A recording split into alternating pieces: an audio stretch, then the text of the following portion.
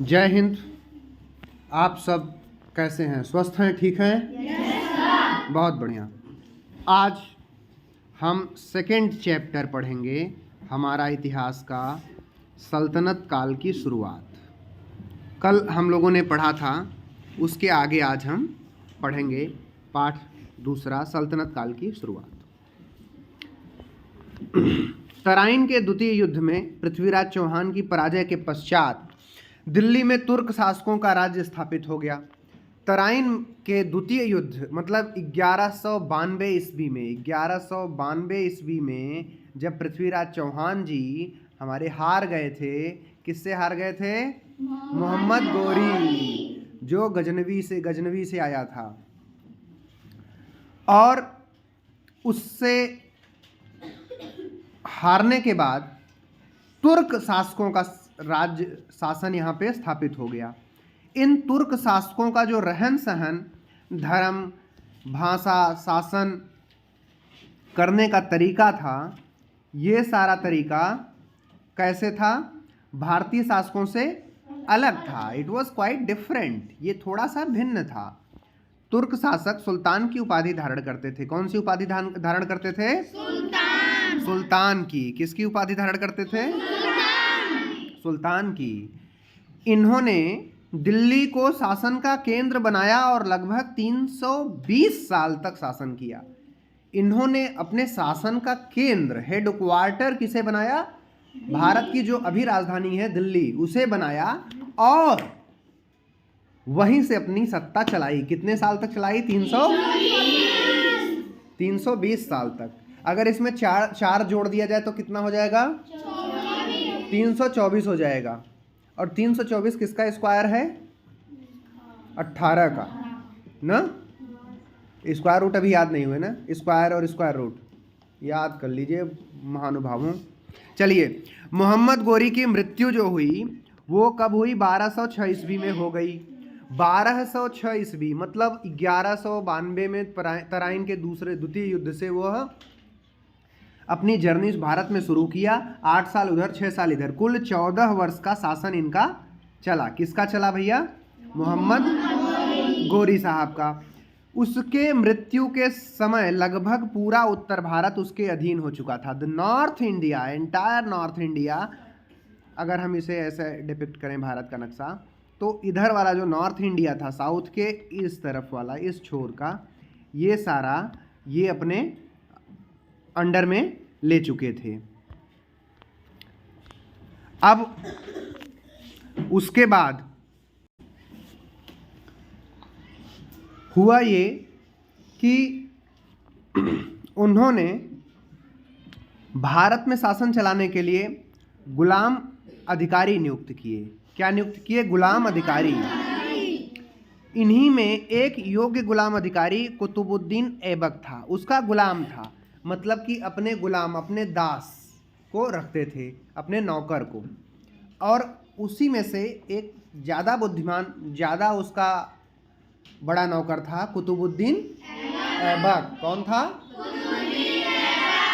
गौरी, जो मोहम्मद गोरी साहब थे, उनकी जब मृत्यु का समाचार मिलने के बाद कुतुबुद्दीन ऐबक ने खुद ही कहा कि या अल्लाह, अब ये तो गया, अब हम ही खुद ही अपने आप को तुर्क के राज्य का अपने आप को उत्तराधिकारी घोषित कर लेते हैं। स्वयं को भारत में तुर्क राज्य का शासक घोषित कर लिया। इसने अपने आप को स्वयं शासक घोषित कर लिया। इससे पहले कोई और क्लेम करे, और खुद ही घोषित कर लिया अपने आप को। यह तुर्क राज्य अब तुर्क सल्तनत कहलाया। इसके बाद से, अभी तक तुर्क राज्य कहलाता था। अब जब भाई साहब जो उनके नौकर थे, उनके दास थे, उनके गुलाम थे, वो जब सल्तनत के शासक बने तो तुर्क सल्तनत कहलाया। अगला शासक इल्तुतमिश, ये केवल 4 साल तक शासन कर पाए, 1206 से लेकर के 1210 तक। उसके बाद इल्तुतमिश साहब आ गए। इल्तुतमिश साहब ने सत्ता संभाली। अच्छा, इल्तुतमिश जो थे ये कुतुबुद्दीन ऐबक के नौकर थे। मतलब एक तो वो नौकर, उस नौकर का नौकर, तो दासों का दास हो गया, नौकर का नौकर। तो कुतुबुद्दीन ऐबक 1210 में सत्ता संभालने के साथ दिल्ली को अपनी राजधानी बनाया। दिल्ली को उसने घोषित कर दिया कि ये हमारी राजधानी होगी। अभी तक काम चलता था सारा, लेकिन घोषित नहीं थी राजधानी। जैसे कई बार होता है, हम एक जगह से काम करते हैं, वो ऑफिस लेकिन टेम्पररी रहता है, लेकिन आधिकारिक रूप से उसने उसे कर दिया। तब तक दिल्ली सल्तनत के नाम से, उसके बाद जब वो दिल्ली राजधानी घोषित कर दिया तो इसका नाम दिल्ली सल्तनत पड़ गया। क्या पड़ गया? दिल्ली सल्तनत। आपको इस बात से हैरानी हो सकती है, हालांकि आप लोग को नहीं होगी, पहले से आप लोग सारी चीज़ें जानते हैं। उन दिनों गुलाम रखने की प्रथा थी उस समय। आज तो कोई किसी का गुलाम है नहीं, मैं ही गुलाम हूँ आप लोग का, बाकी तो कोई गुलाम किसी का है नहीं इस दुनिया में। अब कोई ये सिस्टम ही खत्म हो गया है। तो क्या हुआ कि उस समय लेकिन ऐसा सिस्टम था। तुर्किस्तान के युवकों को खरीदकर उन्हें युद्ध और प्रशासन के काम में प्रशिक्षण देकर सुल्तानों को बेच दिया जाता था। छोटे छोटे अच्छे बच्चों को, दिखने में अच्छे लग रहे हों, तगड़े हों, तुषार टाइप के, तो उनको पकड़ के सिखाया जाता था, ट्रेंड किया जाता था, ट्रेनिंग दी जाती थी। और ट्रेनिंग देने के बाद उनको युद्ध कला, प्रशासन, कैसे सरकार चलानी है, कैसे देश चलाना है, ये सब राज्य चलाने की ट्रेनिंग दे करके सुल्तान को बेच दिया जाता था कि साहब लो 1 लाख टका, 10 रुपए का, ये 20 रुपए का, ऐसे। इसलिए वे गुलाम कहलाते थे। उनको पैसे से खरीद लिया गया था, तो वो क्या थे? गुलाम थे। सुल्तान की सेवा में आने पर योग्य और होनहार गुलामों को ऊंचे और जिम्मेदारी के पद भी सौंपे जाते थे। जब सुल्तान अगर उनकी सेवा से खुश होता था, उनकी योग्यता को परख लेता था, उनसे संतुष्ट हो जाता था, तो उनको बड़ी जिम्मेदारी भी सौंपता था। कौन सी जिम्मेदारी सौंपता था?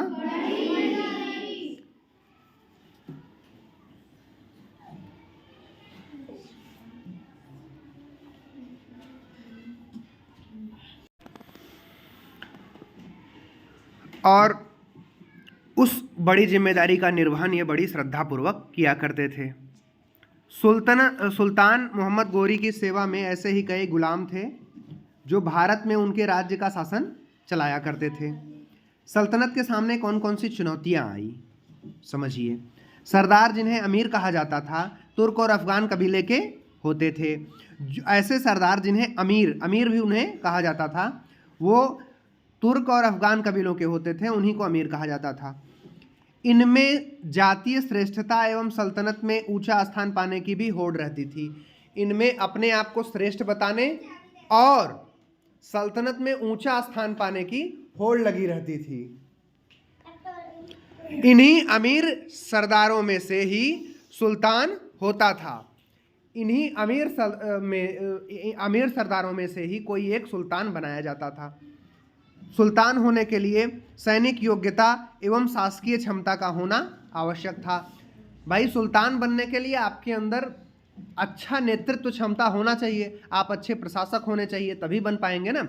1000, 500, 200, 400 या 25-50 हज़ार लाख लोगों की टुकड़ी को अगर आप लीड करेंगे तो you must have the quality of leadership. Leadership quality inherent ही होनी चाहिए या एक्वायर्ड ही हो, कैसी भी हो।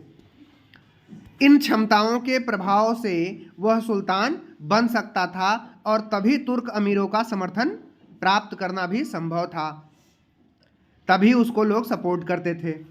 सुल्तान के लिए अमीर सरदारों का समर्थन और विश्वास जरूरी था। जो सुल्तान बनता, उसे जो अमीर सुल्तान होते उनका समर्थन प्राप्त होना जरूरी था। एक तरीके से मान लीजिए कि उनके कंसेंसस से ही होता था।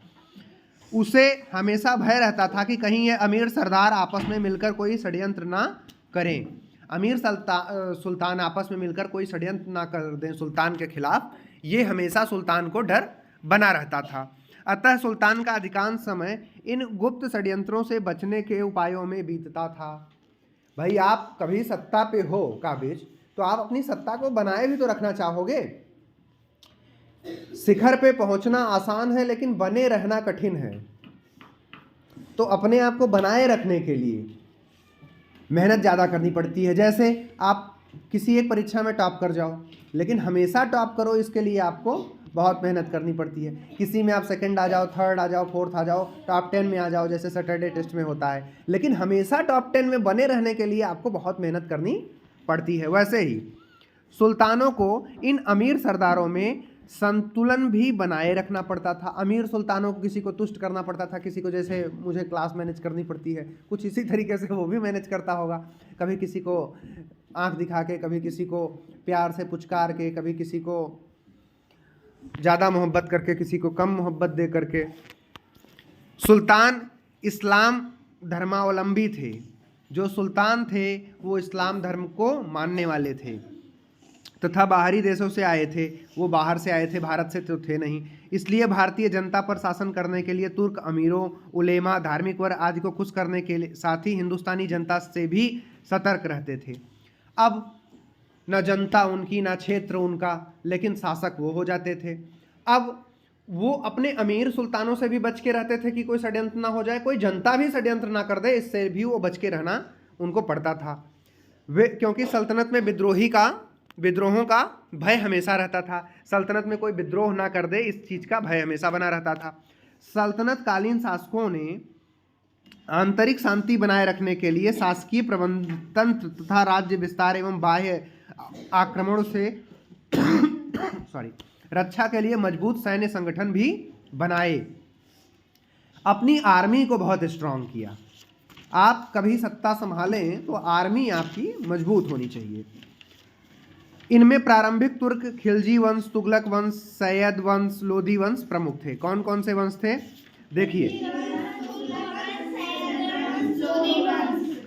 प्रारंभिक तुर्क, खिलजी, तुगलक, सैयद, लोदी, ये सारे वंश प्रमुख थे। अब एक एक करके हम इनको पढ़ते हैं। देखिए, प्रारंभिक तुर्क शासक गुलाम वंश जिसको कहते हैं, जो शुरू में तुर्क शासक आए, मोहम्मद गोरी के ही तो गुलाम थे। कौन था? कुतुबुद्दीन ऐबक था, इल्तुतमिश था, जिसने दिल्ली राजधानी बनाया, अपनी राजधानी घोषित किया। ये 1206 में गोरी की मृत्यु के बाद से 1290 तक लगभग 84 ईयर्स, मतलब 84 साल तक इन्होंने शासन किया।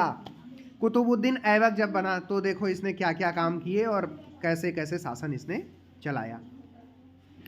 कुतुबुद्दीन ऐबक साहब 1206 ईस्वी में मोहम्मद गोरी की मृत्यु के पश्चात उसका तुर्क गुलाम कुतुबुद्दीन ऐबक उत्तर भारत का पहला तुर्क शासक बना। ही वॉज द फर्स्ट तुर्क शासक, पहला तुर्क शासक हुआ, गुलाम बना, तुर्क गुलाम बना। कुतुबुद्दीन ऐबक ने लाहौर को अपनी राजधानी बनाया। इसने अपनी राजधानी लाहौर को ही रखा। देखो, सिंध से इंक्रोचमेंट करते करते वो धीरे धीरे आए थे, लाहौर तक पहुंचे थे, फिर अब आएंगे दिल्ली तक, ठीक है। उसके बाद मेरे घर तक भी पहुंचेंगे, लेकिन हम खदेड़ेंगे उन्हें। लेकिन देखो, कुतुबुद्दीन ऐबक ने लाहौर को अपनी राजधानी बनाया। किसको अपनी राजधानी बनाया? लाहौर। हाँ, उसकी उदारता के कारण उसे लाख बख्श कहा जाता था। उसकी उदारता मतलब कि जेनरोसिटी के कारण उसको लाख बख्श कहा जाता था। लाख बख्श कहने का मतलब है वो बख्शीश में लाखों रुपए दे देता था, मतलब टिप। जैसे बड़े बड़े रेस्टोरेंट, होटल में आप बैठते हो, खाते हो, पीते हो, तो आप टिप दे देते हो 1500, ऐसे ही वो लाखों रुपए टिप दे दिया करता था, ठीक है। अर्थात वह लाखों का दान करने वाला दानप्रिय व्यक्ति था, लाखों का दान कर देता था। हमारे जैसे गरीब लोग उसके सामने जाएंगे तो कहेगा, शुक्ला जी लाख रुपए रखो, कोई नहीं, एंजॉय, ठीक है। भारतवर्ष में उसके जीवन का अधिकांश समय सैनिक गतिविधियों में ही बीता, लेकिन भारत में उसका अधिकांश समय सैनिक गतिविधियों में बीता। अब देखिए, कुतुबुद्दीन ऐबक को भवन निर्माण में रुचि थी। घर वर खूब बढ़िया मस्त बनवाना चाहता था, उसको मजा आता था घर बनवाने में। उसने दिल्ली में कुतुब मीनार, दिल्ली में क्या बनवाया? कुतुब मीनार। क्या बनवाया? और कुव्वतुल इस्लाम मस्जिद बनवाई। कुव्वतुल इस्लाम मस्जिद और कुतुब मीनार बनवाया। और अजमेर में 2.5 दिन का झोपड़े का निर्माण करवाया। 2.5 दिन का झोपड़ा, कुतुबुल इस्लाम मस्जिद और कुतुब मीनार, जिसमें कुतुब मीनार और कुतुबुल इस्लाम मस्जिद दिल्ली में बनवाया और अजमेर में 2.5 दिन का झोपड़े का निर्माण करवाया, ठीक है। कुतुब मीनार की देखिए, कुतुब मीनार आप यहाँ पे देख सकते हैं। ये देखिए कुतुब मीनार। कुतुब मीनार मेरे घर से दिखता है छत से, मैंने ये आपको कई बार बताया है। और क्या, जो मेहरौली में, दिल्ली में, छतरपुर से आप घर से देखोगी, मेरे छत पर चढ़ करके तो वहाँ से पूरा क्लैरिटी के साथ दिखता है कि ये रहा कुतुब मीनार। 2.5 दिन का झोपड़ा, 2-2.5 किलोमीटर की डिस्टेंस है, और कुतुब मीनार की तो ऊंचाई काफ़ी है ना, तो छत से पूरा क्लियर दिखता है। और ये 2.5 दिन का झोपड़ा है। अब देखिए कुतुबुद्दीन ऐबक कहाँ गया, की शुरुआत, कुतुब मीनार की शुरुआत कुतुबुद्दीन ऐबक ने की थी, परंतु इसको पूरा काम इल्तुतमिश ने किया। देखो 4 ही साल तो बेचारे का शासन रहा, 4 साल में 3 घर बनवा दिया, कम किया, 2.5 दिन का झोपड़ा बनवाया, और कुतुबुल इस्लाम मस्जिद बनवाया, कुतुब मीनार का काम चालू करवा दिया।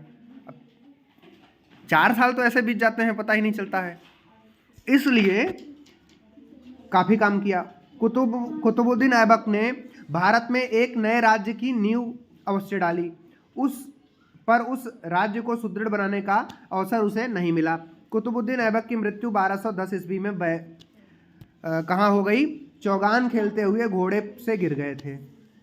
चौगान एक खेल था पोलो टाइप का, और वो घोड़े पे खेला जाता था, और वहीं से भाई साहब टपक पड़े, ठीक है, और घोड़े पर से टपकने के बाद दुनिया से टपक गए। अब इल्तुतमिश के बारे में समझते हैं हम लोग। इससे पहले हम इनके प्रशासन के बारे में जान लेते हैं। देखिए इनका प्रशासन कैसे विभाजित होता था, जिम्मेदार व्यक्ति कौन होता था। केंद्रीय प्रशासन का सबसे बड़ा जिम्मेदार व्यक्ति सुल्तान होता था, सबसे सर्वेसर्वा कौन होता था, सुल्तान। उसके बाद कई इक्ता और प्रांतों को मिलाकर केंद्रीय प्रशासन बनता था, उसका हेड सुल्तान होता था। उसके बाद वो केंद्रीय शासन जो था वो कई प्रांतों, इक्ताओं में, कई परगनाओं को मिलाकर बनता था, इक्ता और प्रांत में विभाजित था। उसका इक्ता का जो हेड बनता था वो अक्ता या इक्तादार कहा जाता था, ठीक है, और वो इक्ताओं को कई छोटे छोटे परगनाओं में बांट रखा था, और यह टर्मिनोलॉजी आज भी इस्तेमाल की जाती है। परगना के अधिकारी को परगना अधिकारी कहते हैं। जैसे आज तहसील है, ब्लॉक है, न्याय पंचायत है, ग्राम पंचायत है, इसी तरीके से छोटे छोटे डिवीज़न किए हुए थे। उसके बाद ग्राम की इकाई आती है। ग्राम की जो सबसे बड़ी इकाई है वो क्या थी, मुखिया या पटवारी या चौकीदार। आज भी पटवारी कहते हैं, पटवारी शब्द आप सबने जरूर सुना होगा, सुना है ना। तो पटवारी शब्द आज भी प्रचलन में आता है। इल्तुतमिश, उसको देखिए 1210 ईस्वी में कुतुबुद्दीन ऐबक की मृत्यु के पश्चात दिल्ली के अमीरों ने इल्तुतमिश को गद्दी पर बैठाया। उसे ही उत्तरी भारत में तुर्कों के राज्य का वास्तविक संस्थापक माना जाता है। तुर्कों के राज्य का भारत में वास्तविक संस्थापक किसे माना जाता है, भारत में दिल्ली को सबसे पहले राजधानी किसने घोषित की थी, इल्तुतमिश ने। इल्तुतमिश गद्दी पे कब बैठा, 1210 में। अब देखिए उसे ही उत्तरी भारत में तुर्कों के राज्य का वास्तविक संस्थापक माना जाता है। गद्दी पर बैठने के बाद उसे आंतरिक और बाह्य समस्याओं से जूझना पड़ा, अंदर की शक्तियों से और बाहर की शक्तियों से। बाहर के लोग भी आक्रमण करना चाह रहे थे और अंदर के लोग तो आपस में हमेशा से लड़ते झगड़ते रहे हैं, आज भी लड़ते झगड़ते रहते हैं। तो इल्तुतमिश ने 40 गुलाम सरदारों का संगठन अर्थात तुर्काने चहलगामी का निर्णय लिया। उसने एक 40 सरदारों का कमेटी बनाया, परिषद बनाया, एक तरीके से कह लीजिए। तो 40 गुलाम सरदार उसमें नियुक्त किए। कितने, 40। अगर पूछे 40 गुलाम सरदारों का संगठन किसने बनाया तो आप क्या बताएंगे, इल्तुतमिश। दिल्ली को राजधानी किसने बनाया, इल्तुतमिश। और इल्तुतमिश को क्या बोलते हैं, वास्तविक संस्थापक किसे माना जाता है सल्तनत काल का, इल्तुतमिश को। और लाख बख्श किसे कहते हैं, कुतुबुद्दीन ऐबक को। लाख बख्श किसे कहते हैं, कुतुब मीनार का निर्माण किसने शुरू करवाया था, 2.5 दिन का झोपड़ा कहाँ पर है, अजमेर में। बहुत अच्छा, बहुत अच्छा। इसी तरीके से आप रिकैप लेते रहेंगे ना तो जीवन आपका एकदम सही सही कैप के चलता रहेगा। इल्तुतमिश ने 40 गुलाम सरदारों का संगठन तुर्काने चहलगानी बनाया का निर्णय लिया, उसने ये बनवाया। अब देखिए यहाँ से देखो, मेरा घर दिख रहा है, पूरा भारत देश मेरा घर है। ये शासन व्यवस्था, इल्तुतमिश ने देश में एक राजधानी, एक स्वतंत्र राज्य तंत्रीय प्रशासनिक व्यवस्था और अफसरशाही व्यवस्था की स्थापना की। अब देखो, इल्तुतमिश ने देश में एक राजधानी बनाई, कौन सी? दिल्ली। एक स्वतंत्र राज्य का उसने नींव रखी, राजतंत्रीय प्रशासन व्यवस्था बनाया और अफसरशाही व्यवस्था की स्थापना की। उसने दिल्ली को भारतवर्ष में तुर्क साम्राज्य का राजनीतिक, प्रशासनिक और सांस्कृतिक केंद्र बनाया। राजधानी बनाने का अर्थ क्या होता है? राजधानी का मतलब क्या होता है? कि वहाँ पे प्रशासनिक कार्य वहीं होंगे सारे, राजनीतिक काम वहाँ होंगे, पार्लियामेंट वहाँ होगा, प्रेसिडेंट हाउस वहाँ होगा, सुल्तान वहाँ रहेगा, सुल्तान का जो सारा बड़ा बड़ा काम है, सारे अधिकारी सब वहाँ बैठेंगे। इस तरीके से उसने इक्ता अर्थात अक्ता व्यवस्था या इक्ता के द्वारा केंद्र को प्रांतीय और स्थानीय शासकों से जोड़ने की नींव डाली। उसने जो छोटे छोटे राज्यों को छोटे छोटे प्रांतों, इक्तों में बांट करके इक्तादारों से उसको जोड़ने का प्रयास किया। अब देखिए, सुल्तान ने अपनी सल्तनत राज्य को कुछ प्रांतों में बांट दिया। सॉरी, प्रांतों को इक्ता कहते हैं। प्रांत को क्या कहते हैं? इक्ता। हर इक्ते में सुल्तान अपने एक जिम्मेदार सेनापति को नियुक्त करता था। हर इक्ते में सुल्तान अपने एक जिम्मेदार सेनापति को नियुक्त करता था, उसे इक्तादार कहा जाता था। इक्ते को जो लीड करता था, इक्ता को जो एडमिनिस्टर करता था, उसका प्रशासनिक अधिकारी इक्तादार कहलाता था। अब देखिए, इक्तादार के पास अपनी सेना होती थी, इक्तादार के पास अपनी सेना होती थी, प्रशासन चलाने के लिए अधिकारी होते थे। इक्तादार इनकी सहायता से राज्य की रक्षा करते थे और अपने नियंत्रण क्षेत्रों से कर वसूल करते थे। जो उनका एक क्षेत्र घोषित होता था, निर्धारित होता था, उस क्षेत्र में से वो अपना काम, नियंत्रण और कार्य करते थे। अपने इक्ते से इकट्ठे किए गए कर, टैक्स से वे अपने अपने अधिकारियों का और अपने सैनिकों का खर्च चलाते थे। उस इक्ते को स्वतंत्र रूप से वही देखते थे और इस खर्च के उपरांत जो कर बच जाता था उसे इक्तादार सुल्तान को भेज देते थे। जो पैसा बच जाता था वो साहब के दरबार में पहुंचा देते थे। इल्तुतमिश ने मुद्रा व्यवस्था में सुधार करते हुए चांदी का टका और तांबे का जीलत चलाया। उसने सिक्के जो होते हैं नए तरीके के चलाए। मुद्रा व्यवस्था, मॉनेटरी पॉलिसी में उसने रिफॉर्म किए और उसने चांदी का सिक्का बनाया, उसे नाम दिया टका। चांदी के सिक्कों को क्या नाम दिया? टका। अगर पूछे कि टका किससे बनता था तो चांदी के सिक्के को टका कहते थे, ठीक है। और तांबे के सिक्के को जीलत नाम दिया उसने। क्या नाम दिया?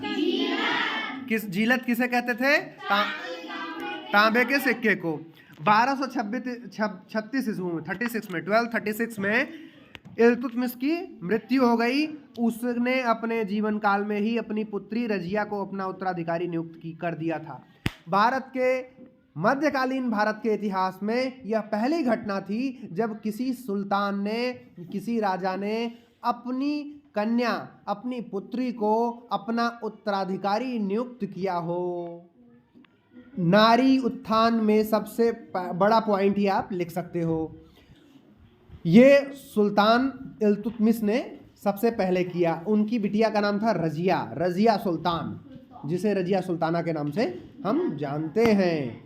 अब देखिए, वो बिटिया बन गई सुल्तान, उनका उत्तराधिकारी उन्होंने घोषित कर दिया था। रजिया सुल्तान प्रथम मुस्लिम महिला शासिका के रूप में आई हैं। रजिया सुल्ताना का फोटो आप देख सकते हैं, रजिया सुल्तान का। अब देखिए, प्रथम मुस्लिम महिला शासिका 1236 से 1240 ईस्वी तक इन्होंने शासन किया। कहां से कहां तक? 1236 से 1240, महज 4 साल। अब देखिए, इल्तुतमिश ने अपनी पुत्री रजिया को अपना उत्तराधिकारी बना दिया था, परंतु सरदारों तथा उलेमा के विरोध के चलते इल्तुतमिश की मृत्यु के बाद उनका पुत्र रुकनुद्दीन फिरोज शाह गद्दी पर बैठ गया। लेकिन दुर्बल शासक होने के कारण 1836 में रजिया दिल्ली की गद्दी पर बैठ गई और सुल्तान कहीं जाने लगी। हुआ ये कि बहुत गंभीर विषय है। देखिए, विषय यह है कि राजा अपनी मृत्यु से पहले बता के जाता है कि हमारा उत्तराधिकारी कौन होगी, हमारी बिटिया होगी, रजिया होगी। लेकिन जो अमीर सुल्तान होते हैं वो खेल करते हैं कि ना ना ना ना, हमें नहीं पसंद है कोई महिला शासिका हो, हमें नहीं पसंद है, हम तो बिटिया को नहीं बनाएंगे, हम तो अपने लौंडे को बनाएंगे, वो साला चाहे कितना नालायक हो। अब रुकनुद्दीन जो कि इनएडप्ट लीडर था, इनफिशिएंट लीडर था, इनफिशिएंट एडमिनिस्ट्रेटर था, ही बिकेम द किंग। अमीर सुल्तानों ने उसे गद्दी पर बैठा दिया, किसको? रुकनुद्दीन फिरोज शाह को। अब सरदार और उलेमाओं ने षड्यंत्र रच करके उसे बैठा दिया। बिटिया बेचारी कुछ कर नहीं पाई, लेकिन वो इतना नालायक था कि वो काम कर ही नहीं पा रहा था, उससे हो ही नहीं रहा था। तो 1236 में फिर उसको हटा करके फिर कहा कि चलो रजिया को ही बना लेते हैं कुछ दिन के लिए। तो रजिया को सुल्तान बना के गद्दी पे बैठाया। रजिया से पूर्व प्राचीन मिस्र और ईरान में महिलाओं ने रानियों के रूप में शासन किया था, परंतु मध्यकालीन विश्व में रजिया पहली मुस्लिम महिला शासिका थी। देखो, मैंने इसलिए बहुत ध्यानपूर्वक मध्यकालीन भारत के इतिहास की घटना इसको कहा। और मध्यकालीन इतिहास पूरे विश्व की घटना में कोई महिला शासिका नहीं थी। प्रारंभिक इतिहास में या एंशिएंट हिस्ट्री में आप देखेंगे तो भारत में बहुत सारे एग्जाम्पल मिल जाएंगे, बहुत सारे। You will find a number of examples where the womens are leading from front. और वर्ल्ड हिस्ट्री में भी आपको मिल जाएंगे, मिस्र और ईरान में। लेकिन मध्यकाल में इतने अर्ली स्टेज में, मेडिवल हिस्ट्री में पहली बार ये हो रहा है जब महिला के हाथ में सत्ता सौंपी गई है। तो मध्यकालीन विश्व में रजिया पहली मुस्लिम महिला शासिका थी। रजिया ने लगभग 3 वर्ष 8 माह शासन किया, 3 साल 8 माह शासन किया। रजिया ने स्त्रियों का पहनावा छोड़ दिया। अब सोचिए जरा कितना अंदर तक घुसा है महिला होने का, मतलब दर्द कह लीजिए, या मतलब महिलाओं का विरोध ये पुरुषत्वात्मक समाज कितना करता है कि उसे अपना गेटअप तक चेंज करना पड़ा, अपना अपीयरेंस तक महिला होने वाला नहीं रखना पड़ा, पुरुषों जैसा गेटअप रखना पड़ा, क्योंकि वो तब सरदार कहलाएगी। आज भी यह सोसाइटी में, समाज में प्रिवेलेंट है। बहुत सारी विसंगतियां हैं। खैर, बिना पर्दे के दरबार में बैठने लगी। पर्दा प्रथा था उनके यहाँ, तो अब सुल्तान अगर पर्दा करेगी तो बात तो बन नहीं पाएगी, तो उसने पर्दा खोल दिया। अब वह युद्ध में सेना का नेतृत्व भी करती थी। भाई, being the head of the state, she was leading in the battles also. अमीरों को शीघ्र ही पता लग गया कि स्त्री होने पर भी रजिया उसके हाथों की कठपुतली बनने को तैयार नहीं थी। जो अमीर और सरदार लोग थे, उलेमा लोग थे, उनको लगा था कि ये तो गुड़िया को बैठा रहे हैं, गुड़िया जो कहेंगे वही करेगी, शासन तो हम ही चलाएंगे, गुड़िया बस हाँ हाँ करेगी। लेकिन गुड़िया तो गूंगी नहीं निकली, ये तो बोलने वाली निकली और काम करने वाली निकली। ये तो सत्ता के निर्णय अपने आप लेने लगी, खुद चलाने लगी, खुद युद्ध भी लड़ने लगी, तो लोगों को बहुत चुभने लगा। अब देखिए, कठपुतली बन नहीं पाई, तो तुर्क सरदार भी किसी महिला के अधीन कार्य करने को तैयार नहीं थे।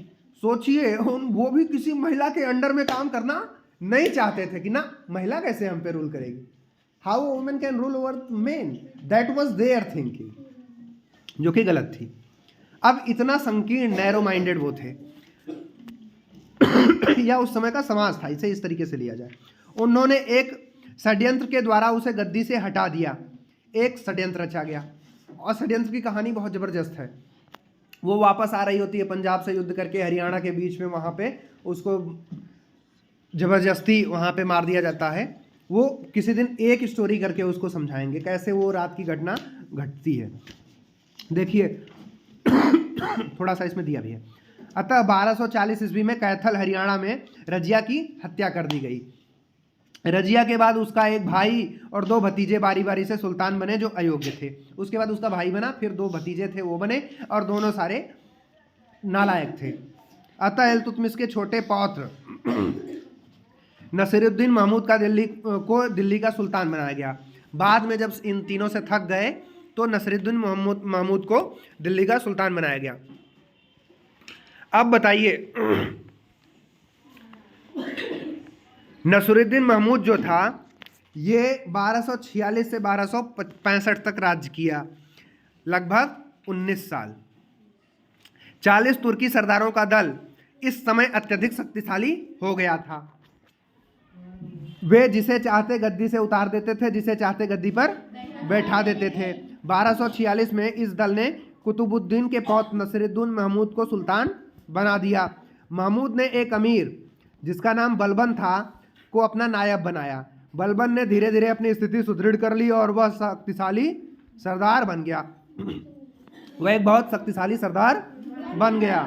1265 ईस्वी में नसीरुद्दीन महमूद के बाद बलबन दिल्ली की गद्दी पर बैठ गया। जो बलबन था वो नसीरुद्दीन के बाद उस गद्दी पे बैठ गया। ये देखिए बलबन साहब को। अब बलबन 1265 से लेकर 1287 तक शासन करते हैं। लगभग कितने साल तक? 1265 से 1287 तक, तो 22 साल हुए। बिटिया जोड़ घटाना सीखो। बलबन एक योग्य और अनुभवी शासक था। उसने अपने शासनकाल में कई महत्वपूर्ण कार्य किए। सर्वप्रथम उसने तुर्काने चहलगानी नामक 40 गुलामों के दल को समाप्त कर दिया। तुर्काने चहलगानी क्या था? 40 तुर्कों का शासकों का दल था। उसे इसने खत्म कर दिया क्योंकि वो ज़्यादा ताकतवर बन गया था, वही सारे निर्णय लेता था और साहब को कोई हटा न दे इसलिए इनको डर था, तो इन्होंने कहा कि लेट दैट गेट फिनिश्ड, उसको ही खत्म कर दिया। देखो, सत्ता चलाने के लिए जो सबसे मतलब शक्तिशाली बनने लगता है, सत्ता का चैलेंज लगता है कि ये मुझे दे सकता है, तो सत्ता उसे खत्म कर देती है। तो तुर्काने चहलगानी का जो 40 गुलामों का दल था उसे समाप्त कर दिया। दिल्ली को सुरक्षित बनाने के लिए आसपास के जंगलों को कटवाया और साफ करवाकर वहां पुलिस चौकियों का निर्माण करवाया। सोचिए, दिल्ली के आसपास बहुत सारे जंगल थे, उन जंगलों को साफ करवाया, कहा कि पुलिस चौकी का निर्माण होगा जिससे कोई आए जाए हम पे आक्रमण करने के लिए आए तो पता चल जाए पहले से। इस तरह वह दिल्ली के आसपास रहने वाले मेवातियों के विद्रोह को रोकने में सफल रहा। मेवातियों के अलावा उसने अन्य विद्रोहों का भी दमन किया। बलबन ने कानूनों को लागू करने में कठोरता बरती, उन्हें लौह एवं रक्त की नीति अपनाई और उसने राजा के पद को प्रतिष्ठित किया। उसने लौह और आयरन एंड ब्लड की पॉलिसी अपनाई, लौह और रक्त की नीति अपनाई।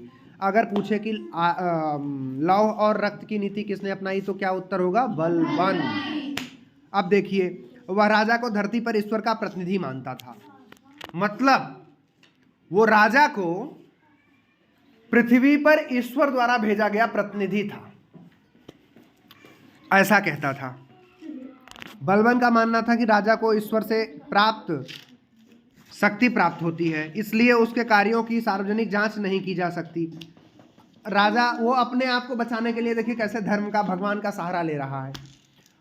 इससे उसकी निरंकुशता सुरक्षित होती थी, इसलिए वह दरबार में अत्यंत गंभीर मुद्रा में बैठता था। एकदम किसी से बोलना चालना नहीं, एकदम गंभीर रहना, लाइवलीनेस मतलब जीवंतता खत्म कर देना अपने अंदर की, वो उसने ऐसा कर लिया था जिससे सब डरे सहमे से रहे, हमसे भयभीत रहे। वह न तो कभी मजाक करता था न ही हंसता था, मतलब तानाशाही का सबसे बड़ा उदाहरण पेश करता था वो बिना हंसे। अब देखिए, उसने दरबार में निर्धारित ढंग से वस्त्र पहनकर आने बैठने आदि के बारे में नियम बनाया जिसका कठोरता से पालन किया जाने लगा। उसने ये नियम तक बनाया कि कौन क्या कपड़ा पहन के आएगा, कैसे आएगा, किस तरीके से आएगा। ठीक है। बलबन ने दरबार में सिजदा और पायबोस नामक ईरानी परंपरा प्रारंभ कराई। सिजदा और पैबोस, जिल्ले इलाही या ऐसे करके बोलते हैं ना, सर एकदम नीचे झुका करके, Boeing the toe and keeping your right hand towards your forehead, उस तरीके से सारा काम करते हैं। तो वो सिजदा और पैबोस था, मतलब कि वो फीट को चूमना और उसको हाथ को ऐसे, तो उस तरीके से इसने कार्यक्रम स्टार्ट कराया। दरबार में उसने प्रत्येक वर्ष ईरानी त्यौहार नवरोज मनाने की प्रथा प्रारंभ की। ईरानी त्यौहार नवरोज किसने मनाने की प्रथा प्रारंभ की? बलबन ने। सिजदा पायबोस किसने शुरुआत किया? बलबन ने। और पहली बार दरबार में आने के लिए ड्रेस की व्यवस्था, यूनिफॉर्म की व्यवस्था किसने कराई? बलबन ने कराई। देखिए, अब जब कोई हंसे ना तो उसे कह देना बलबन है क्या, ठीक है। उसने सुदृढ़ गुप्तचर व्यवस्था बनाई जिससे राज्य की पूरी खबरें गुप्तचर सुल्तान को देते थे। उसने एक गुप्तचर की सुदृढ़ व्यवस्था बनाई, जैसे मैंने स्कूल में यहाँ सेटअप किया हुआ है ना, एक गुप्तचर एजेंसी है और वो सारी सूचनाएं मुझ तक पहुंचा देता है। आप लोग घर पे भी क्या करते हो, यहाँ भी क्या करते हो, सब पता चल जाता है। तो वैसे ही उसने भी एक गुप्तचर एजेंसी बनाई और उससे सुल्तान सब पे कंट्रोल रखता था। बलबन की प्रमुख विशेषता थी कि उसने सदैव न्याय को सुल्तान का प्रमुख कार्य समझा। न्याय होना चाहिए, न्याय प्रिय था वो। उसने शांति व्यवस्था बनाए रखने के लिए सेना पर भी ध्यान दिया। शांति व्यवस्था कायम करने के लिए उसने सेना पर भी बहुत सारा काम किया। सैनिकों को संतुष्ट रखने के लिए उसने उनका वेतन सदैव समय पर दिया। समय पे सैलरी आती है तो काम करने में मन भी लगता है, तो उसने समय पे सैलरी दिया सैनिकों को। उन्हें सक्रिय रखने के लिए निरंतर अभ्यास का पर बल दिया। उसने उनको एक्टिव बनाए रखने के लिए हमेशा खेल कूद या उस तरीके की सैन्य अभ्यास, ड्रिल, मॉक ड्रिल वगैरह कराता रहा। अब देखिए मंगोल के आक्रमण कैसे होते हैं, भारत और मंगोल की। ये देखिए मंगोल है। अब मंगोल का ये राजा है चंगेज खान। बलबन ने राज्य को बाहरी आक्रमणों से बचाने एवं मंगोलों की शक्ति को रोकने का प्रयास किया। 13वीं शताब्दी के प्रारंभ में एशिया और यूरोप में आक्रांताओं की नई लहर आ गई। 13वीं शताब्दी के प्रारंभ में एशिया और यूरोप में आक्रांता, बाहर के जो आक्रमणकारी थे वो आने लगे।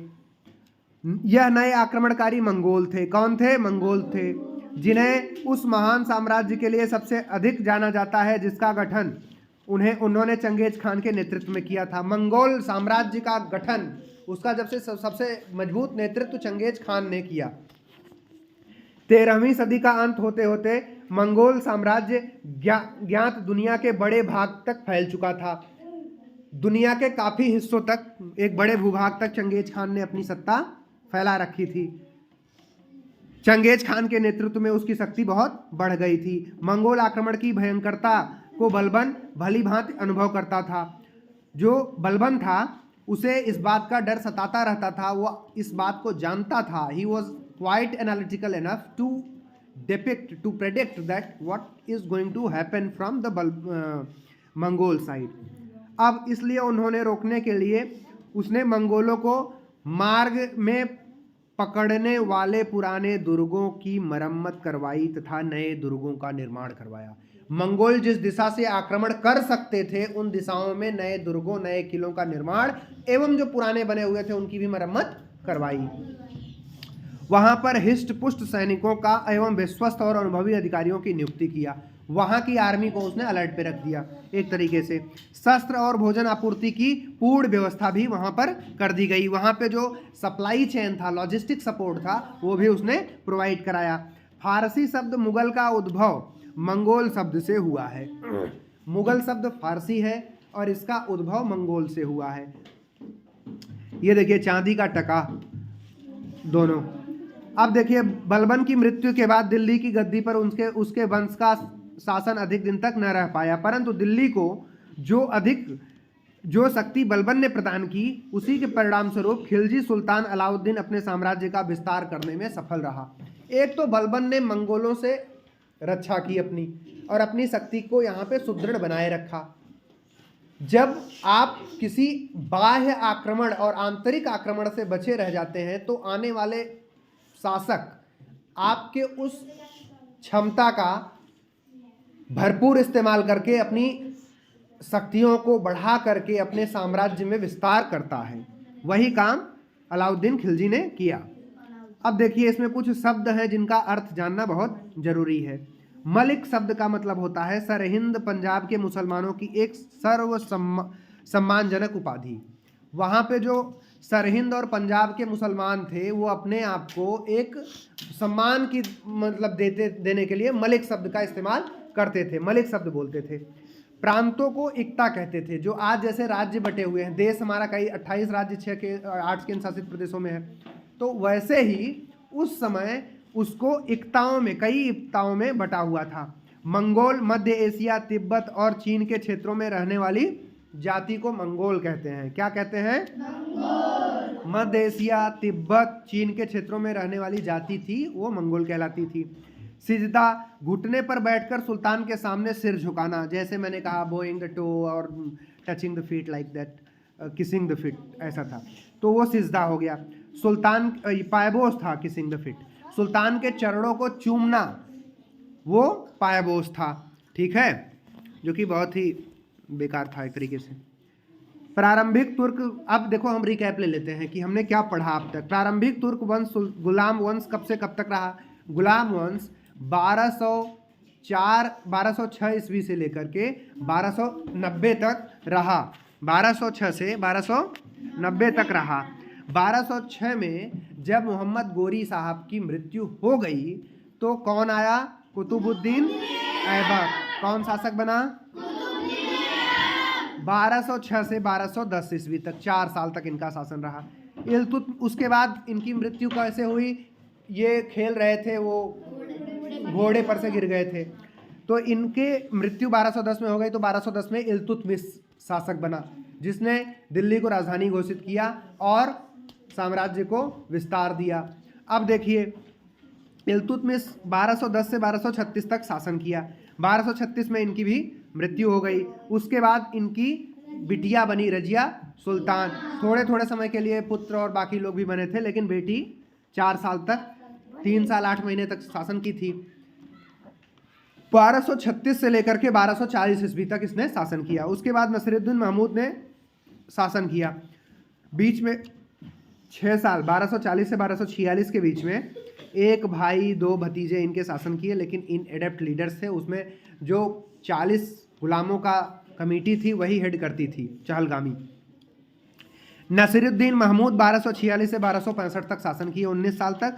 उसके बाद उन्हीं के एक सेवक थे, उन्हीं के गुलाम एक थे गयासुद्दीन बलबन, जिसका नाम था बलबन साहब, ने शासन किया और इन्होंने चहलगामी को बंद कर दिया। 40 जो सरदारों की नियुक्ति, गुलामों की नियुक्ति किया था, किसने किया था? इल्तुतमिश ने किया था। उसको इन्होंने एबॉलिश कर दिया, खत्म कर दिया और इन्होंने अपने ताकत पे सत्ता चलाई और 1265 से 1287 तक, 1265 से 1287 तक 22 साल तक इसने शासन किया। अब इसके बाद देखिए खिलजी वंश आएगा और हम लोग उसे पढ़ेंगे नेक्स्ट डे।